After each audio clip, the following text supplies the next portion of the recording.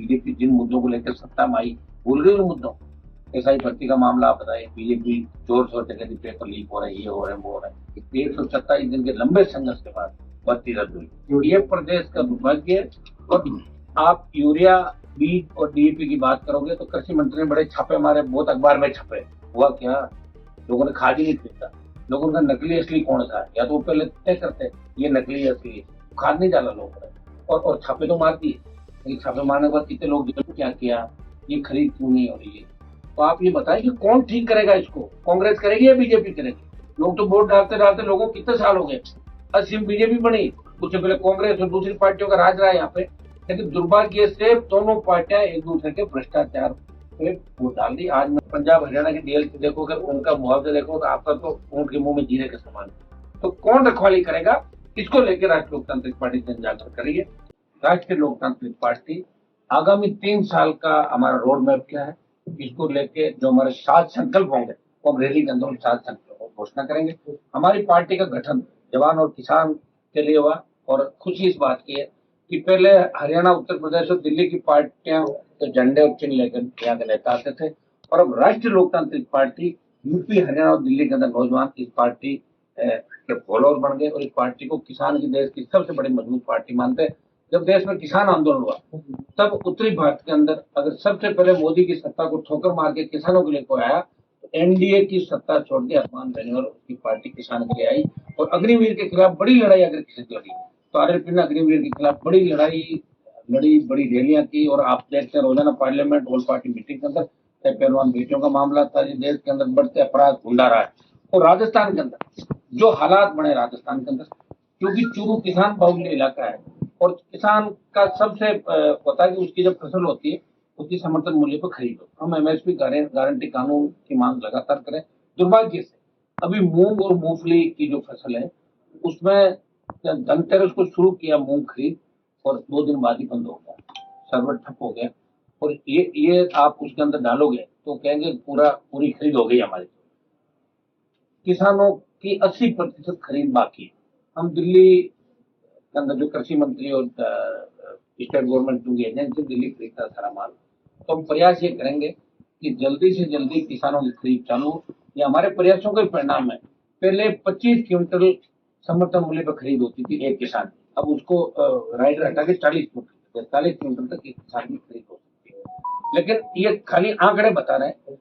बाजरा जिसका समर्थन मूल्य घोषित किया गया, लेकिन पुरानी जब कांग्रेस सरकार थी यहाँ पे तब बीजेपी वाले आरोप लगाते थे कि बाजरे की खरीद चालू करो, खरीद चालू। 2 साल हो गए, चूरू में खूब बाजरा होता है, नागौर में खूब बाजरा होता है, बीकानेर में बाजरा होता है, लेकिन दुर्भाग्य से बाजरे की समर्थन मूल्य पे खरीद चालू नहीं। क्या नेताओं को नहीं दिख रहा अपने आप? दूसरे नेताओं को क्या बीजेपी जिन मुद्दों को लेकर सत्ता में आई भूल गई उन मुद्दों?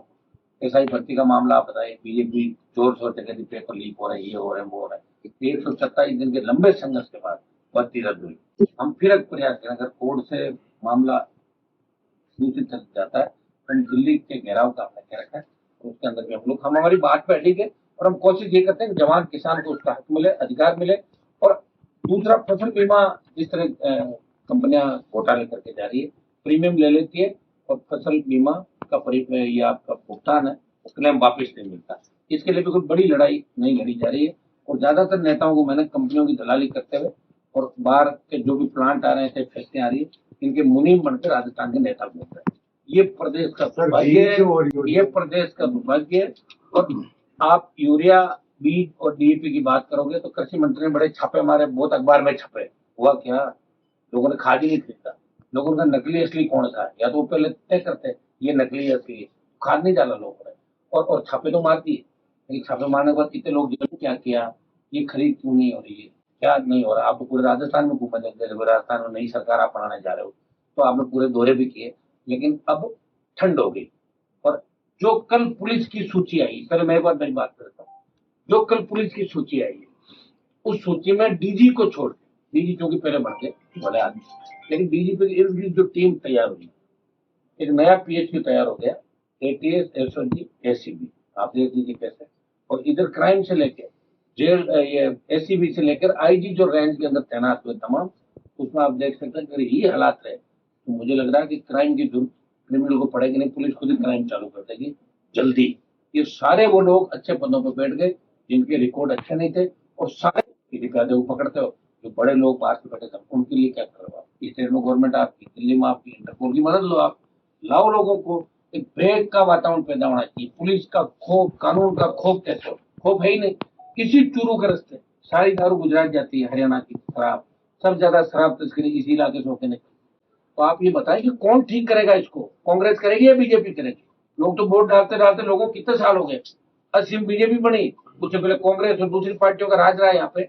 लेकिन दुर्भाग्य से दोनों पार्टियां एक दूसरे के भ्रष्टाचार पे वोट डाल दी। आज मैंने दो अखबारों की अलग अलग खबर पढ़ी, जिसमें एक तरफ बच्चों का पाउडर दूध बेच रही है, एक स्टिंग था, और दूसरे में किस तरह नगर निगम अब आपका जेडीए जयपुर और दूसरे लोगों ने भू माफियाओं को परोस दी कॉलोनियों की कॉलोनियां। तो ये आप लोकतंत्र के चौथे स्तंभ हो, आप मामला उठा ही सकते हो, लेकिन सारी कार्रवाई आपके हाथ में। जनता को जागरूक होना पड़ेगा, और जनता जागरूक कैसे होगी? जो भी घटनाएं पहले हुई, चाहे बढ़ते अपराध हो, चाहे गैंगवार की घटना हो, हमेशा हमने जो भी पीड़ित था उसका पक्ष लिया, और अपराधी चाहे किसी भी जाति का रहा, हमने उसका विरोध किया। अपराधियों को उनके अंजाम से पहुंचाया, सलाखों के पीछे पहुंचाया। और आरएलपी पार्टी का गठन यूथ और किसान, इसके लिए हुआ। जब जब जवान किसान को आवश्यकता पड़ी, हम सड़क पर मिले, और सत्ता छोड़कर सड़कों पर लगातार संघर्ष करें। एक दिन भी लोग नहीं कर सकते, और बड़ी से बड़ी ताकतों को ठीक किया। और आगे भी प्रयास करेंगे नए राजस्थान का निर्माण हो, जहाँ जवान को डिग्री से पहले रोजगार की गारंटी मिले, अपराध घटे, महिलाएं हमारी बेटियां सुरक्षित रहे, रात को 12 बजे भी निकले तो मजा ले, कोई सामने देख लिया। और कर्ज मुक्त किसान हो, टोल मुक्त राजस्थान, सशक्त लोकायुक्त राजस्थान करना चाहते हैं। जिस तरह बजरी माफिया का आतंक पिछले 5 साल कांग्रेस सरकार के अंदर है, वो दूसरे तरीके से हो गया। तो किसान को उसका कुछ भी नहीं मिल रहा है। जमीनें सस्ती दर पर, मेगा आप हाईवे जा रहे हैं, एक्सप्रेस में निकल रहे हैं, रेलवे लाइनें निकल रही है, फैक्ट्रियां आ रही है, रोजगार नहीं दे रहे हो। डीएलसी आपकी बहुत कम है। पंजाब हरियाणा की डीएलसी देखो, अगर उनका मुआवजा देखो तो आपका तो ऊंट के मुंह में जीने के समान। तो कौन रखवाली करेगा? इसको लेकर राष्ट्रीय लोकतांत्रिक पार्टी जन जागरण करिए, और आगामी 3 साल हम इस तरह सड़कों पर लड़ते रहेंगे, और राजस्थान के जवान किसान रोजगार को अधिकार। तो आपने ऐसा नहीं कहा कि 3 साल तक लड़ते रहेंगे, और पहले भी आपका एक बयान सुना है जिसमें कहा कि 2028 तक ही मेरी लड़ाई है। 28 तक लड़ाई इसलिए साहब, 28 के बाद उम्र बढ़ रही है ना हमारी। लड़ाई चालू कब की थी ये बताओ? 98 से 28, 30 साल हो रहे हैं, तो और क्या 300 साल उम्र थोड़ी होगी मेरी? तो लड़ना ही पड़ेगा। लेकिन लोग लोकतंत्र के अंदर सर गिराए जाते हैं। जनता की ताकत से हम आंदोलन में जीत हासिल कर सकते हैं, लेकिन जनता के हक के फैसले जब ले सकते हैं जब हमारे विधायक जीत के राजस्थान की विधानसभा। कहीं न कहीं मानते हैं आपकी अनुमान देने वाली की पार्टी कमजोर है संगठनात्मक रूप से? देखिए, यहाँ क्योंकि राजस्थान के लोगों का माइंड सेट है ना, वो कांग्रेस की नई बात बहुत दिन 10 दिन भूल जाता है। अब जैसलमेर की जो दुर्घटना हुई, भूल गए लोग, बस की जो त्रासदी उसी ढूंढते अगली कौन सी होती। यहाँ लोगों को हरियाणा, पंजाब, दिल्ली, यूपी को स्टडी करना है, उनकी हिस्ट्री को स्टडी करना है। हिस्ट्री स्टडी अगर करेंगे तो निश्चित रूप से जवान तैयार है, लेकिन वो भ्रमित है किधर जाऊं किधर नहीं जाऊं। संसाधन की बहुत बड़ी आवश्यकता होती है। हमारी पार्टी ने कोई इलेक्ट्रल बॉन्ड नहीं खरीदे, 1 रुपया नहीं लिया सिंगल खड़े होकर मुझे चंदा दो, मैं मेरी पार्टी डूब रही, मैंने आज तक नहीं किया। हर पार्टी चंदा लेती है, और चंदे से ही पार्टियां चलती है। लेकिन आज तक हमने, आप देखोगे इतनी रैलियां, लोग जाते हैं साधन साढ़े खड़े, अपने आप लड़ रहा हूँ सड़कों पर, भूखा प्यासा एक लड़के। और मैं चाहता हूँ दिल्ली में जो उंगली उठती है ना हमारी तरफ, क्या तुम राजस्थानी कुछ नहीं कर सकते? वहां तो माइंड सेट है कांग्रेस बीजेपी।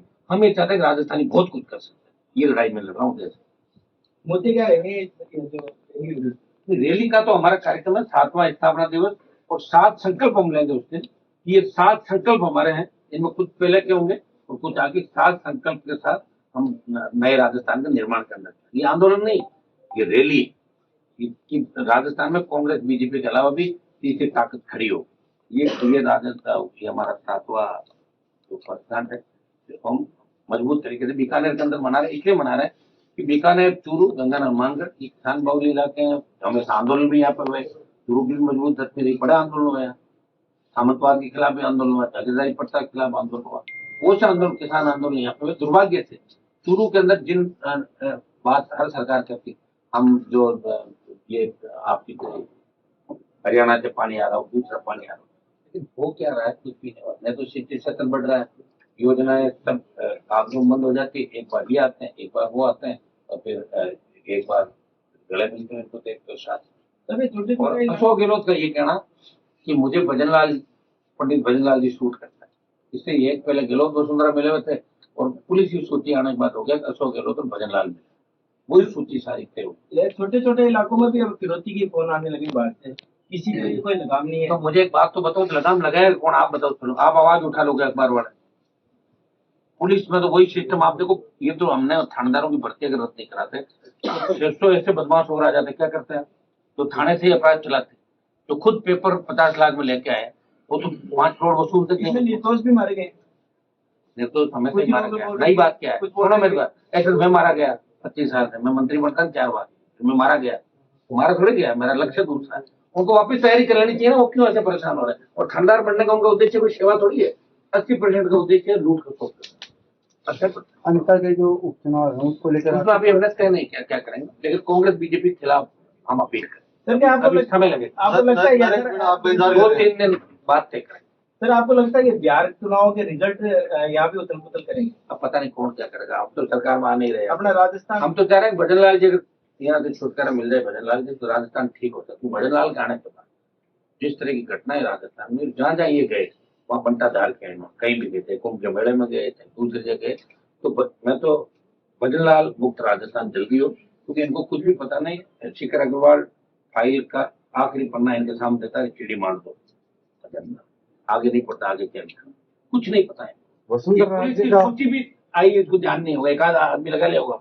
वसुंधरा राज्य का भविष्य किस तरह से देखते हैं? किसका भविष्य किसने देखा था? हम तो, हमारा भविष्य क्या है ये पता थोड़ी, कल क्या होगा, तो जनता का हाथ में है।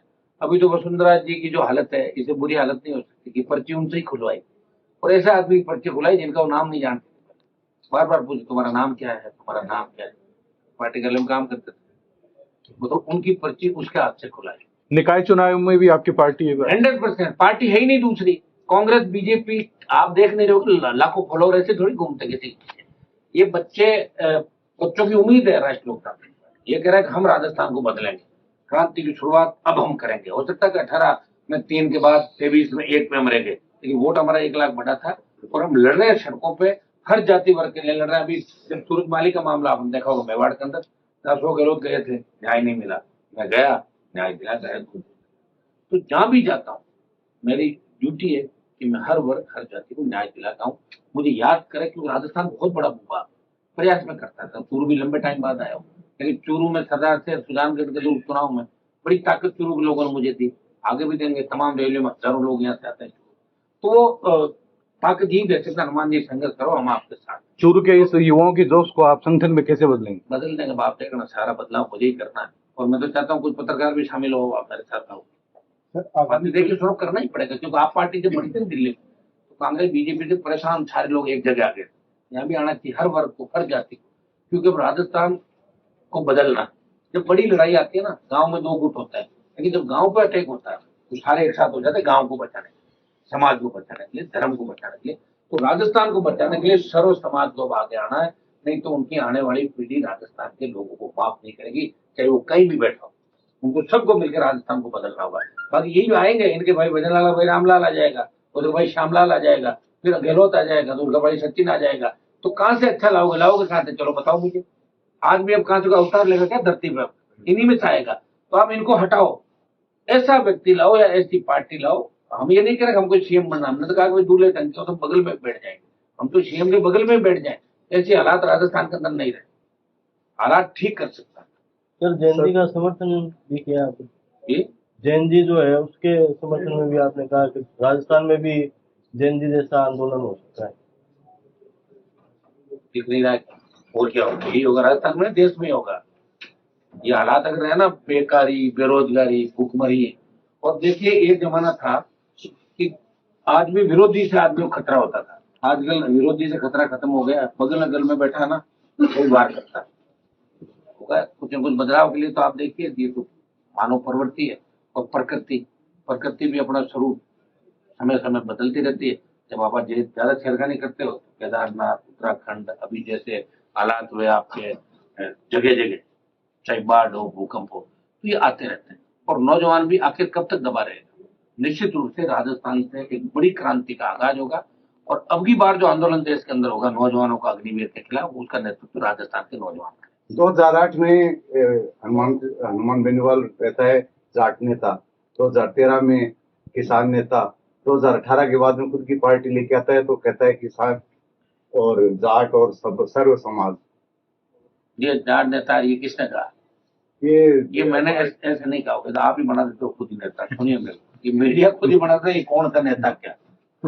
आपको भी पता है जिनकी हिस्ट्री क्या क्या थी, वापस आप तैयार करके उनको सही करके भेज देते। भाई ये सवाल मैं पूछ रहा हूँ कि ठीक है नहीं पूछ।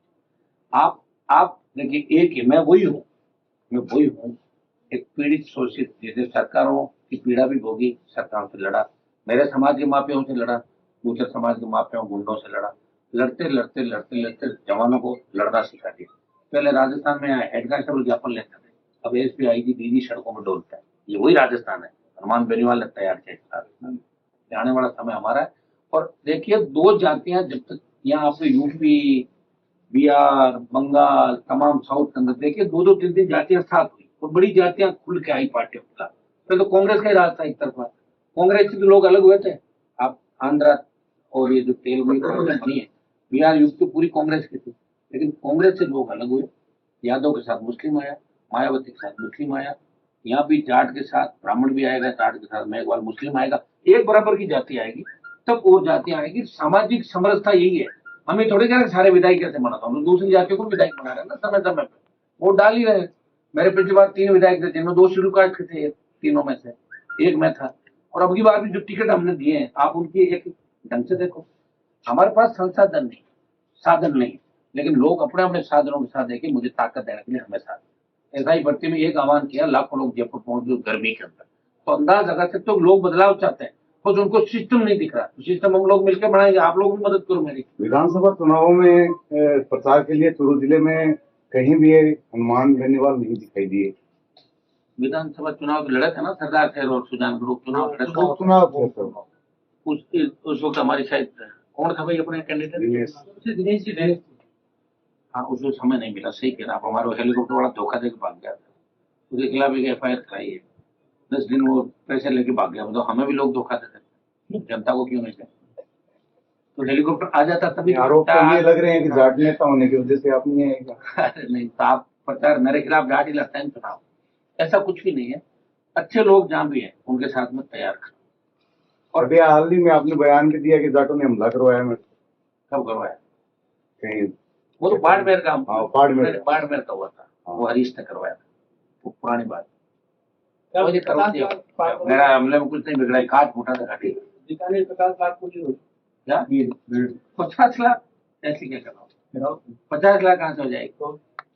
अच्छा होगा, लेकिन कार्यक्रम अच्छा होगा बीकानेर। सर आगामी आप लोगों का सेव करता है। आगामी चुनाव में सर यानी कि चूरू जिले में आपकी पार्टी प्रत्येक सीट पे लड़ेगी। आप पंचायत चुनाव में हो जाएगा ना शुरू, जब पंचायत चुनाव पूरे लड़ लेंगे तो फिर पूरे अपना भी लड़ लेंगे। तो पंचायत चुनाव टेलर है, पिक्चर बाकी है। सर आप NDA में रहे, उसके बाद में इंडियन अलायंस में आपने इंडिया वालों का बेचारों खाता खुला दिया, कांग्रेस को खाता नहीं खुला 10 साल। राहुल गांधी मुझे धोखा दिया उन्होंने, बाड़मेर में मेरा कैंडिडेट लेके भाग गए लोग। अभी केवल में बीजेपी से हाथ मिला ले उपचुनाव। मरी कांग्रेस है राजस्थान। राहुल गांधी को किस तरह से लेते हैं राजनीति में? मेरा नेता नहीं राहुल गांधी, सुन लो मेरी। इंडिया अलायंस है, मेरा लीडर नहीं हो। हम बीजेपी के खिलाफ एक इंडिया अलायंस है, इस अलायंस में सारे लोग एक दूसरे की मदद करते हैं जहाँ भी मौका लगता है। लेकिन कांग्रेस या राजस्थान में उनके साथ तो अनुभव, उनको पूछो जो उनके साथ रहे। मैं साथ रहा नहीं राहुल गांधी। लोकसभा में मोदी भी बैठते हैं, राहुल गांधी भी बैठते हैं। अभी अनुभव उनको पूछो जो उनके बहुत करीब रहे। मैं करीब नहीं रहती, लेकिन मुझे अनुभव का पता नहीं। ये तो उनके साथ जो रहता है ना, उनको पूछो उनके अनुभव। आप बड़े MP साहब को पूछो, वो है ना कांग्रेस के अंदर, उनको पूछो अनुभव राहुल गांधी के साथ। मैं तो वो हूँ अलायंस के अंदर, वहां मैं खड़ा रहता हूँ लोगों से, लेकिन अनुभव चूंकि मेरी कोई उनसे नजदीक है नहीं राहुल गांधी से। धनखड़ साहब ने इस्तीफा दिया, उसको लेकर उसके बाद वो बोले ही नहीं। मैंने तो कहा था बोल के बताया, अगर तकलीफ में तो हम साथ हो जाएंगे, तकलीफ में नहीं है तो अपने घर जाओ, छुट्टी, कोई दूसरा आएगा, आता रहेगा जाता रहेगा। तो बड़ा हुआ सीखता। हमने वोट दिया था धनखड़ को, उसे मुख्य राष्ट्रपति का। बीजेपी के साथ नहीं था, फिर भी धनखड़ को वोट दिया। राजस्थान के थे, इसलिए वोट दिया। तो राजस्थानी भाषा की मान्यता को लेकर फिर कोई भी पार्टी कुछ नहीं बोलती है, तो आप फिर भी लोग वोट दे रहे हैं ना पार्टियों को, नहीं पूछ रही, फिर पब्लिक वोट दे रही है। पब्लिक को गुस्सा आना चाहिए ना। मैं तो कर लूंगा और कह दूंगा राजस्थानी भाषा, फिर 15 बार उठा लूंगा मामला, 10 बार उठा लूंगा। लेकिन जनता जो वोट दे रही, ये पूछे लोगों को कि आप हमारे लिए क्या कर रहे हो नेताओं को, हर गांव में पूछे, तब नेता इसका जवाब दे। क्योंकि मेरी कोई सरकार थोड़ी थी जो मैं करूंगा। अगर मेरी सरकार रहे, मेरी हिस्सेदारी, तो निश्चित रूप से एक झटका लगे भी करना है, लेकिन फिर भी राजस्थानी भाषा को मान्यता दी। लोकसभा फॉर्मूला इस मामले को दोबारा इस बार से चलेगा, उसमें उठाएंगे। चूरू जिले हमारे में काम है, ये। चूरू जिले में है आप, और राजेंद्र राठौड़ का टावर नेता चूरू से आते हैं भाजपा। तब हार गए ना, वो हार गए। हारने के बाद वो आपके नजदीक बन गए। मेरे तो आप नजदीकी हो जाता तो सारी नजदीकी है राजस्थान, सारी पार्टियां, थोड़ा कांग्रेस बीजेपी इसको भी नजदीक मानती हूँ। आप गैप मत किया करो। सर चूरू में एक विधानसभा है जिसमें भाजपा काबिज है, चूरू जिला मुख्यालय पर फिलहाल साहब फर्जी डिग्री प्रकरण चल रहा है उनके खिलाफ। सरकार की याचिका को खारिज कर दिया गया है। वो तो मामला कोर्ट में है, 28 तक कोर्ट करे, अपन क्या करें। वो तो न्यायालय जाने, सरकार जाने, उसमें हम क्यों पड़े। कांग्रेस जाने जो उनके सामने आ रही है, ये मेरा ठेका थोड़ी था। वो कहाँ गया कांग्रेस वाला जो आ रहा था उनके सामने, उनको आना चाहिए ना सड़कों पर। कांग्रेस पार्टी क्या कर रही है चूरू में? मुझे तो मरी हुई लग रही कांग्रेस चूरू में, खाली जीत के चले गए। यहाँ लोगों के लिए क्या करें, उनको करना चाहिए ना, ये जवाब उनको देना चाहिए। मेरी पार्टी तो लड़ी नहीं थी यहाँ पे, अगर लड़ी भी उन्हें प्रचार करने नहीं आ पाया था, तो हमारे बहुत कम वोट आए होंगे यहाँ।